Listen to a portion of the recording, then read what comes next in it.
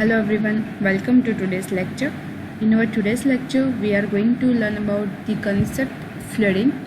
So this technique requires no network information and a packet is sent by a source node to all its adjacent nodes. So suppose there are 5 routers connected in the networks and one first router wants to send the packets to the networks, then it send to each and every node in the networks.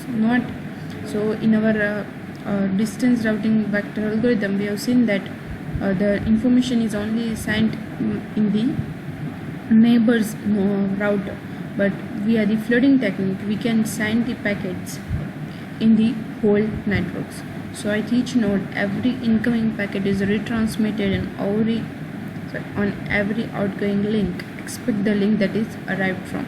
So suppose this is one network. So suppose the packet is received from router number 2.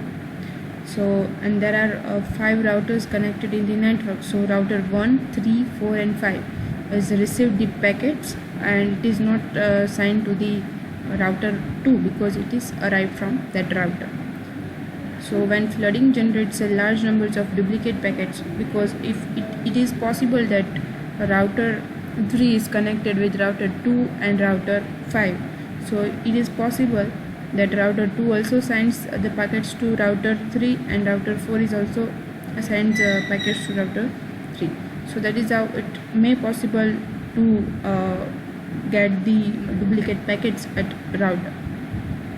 One way to prevent this is for each node to remember the identifier of those packets it has already sent, and when duplicate packets arrive, they are discarded. We can prevent this situation by remembering the packets at each router. So when packet is arrive at that node, so based on the previous information, if packet is duplicated, then we can discard that packet. So one such measure is to have a hop counter contained in the header of the each packet, which is decremented at each hop. So that at each and every router we need one counter, and will decrement when one packet is received.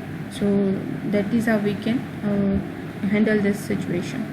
So when the count reaches to the 0, the packet is discarded, the counter set to maximum value. So when the counter value becomes 0, so now the packet is again received at that node. So at that time the counter value is become 0. So that is why the packet is discarded from the network. So that is how the flooding is works. And there is another type of flooding which is a selective flooding. In the flooding we have seen that each and every packet is sent to each and every node in the network. Yes.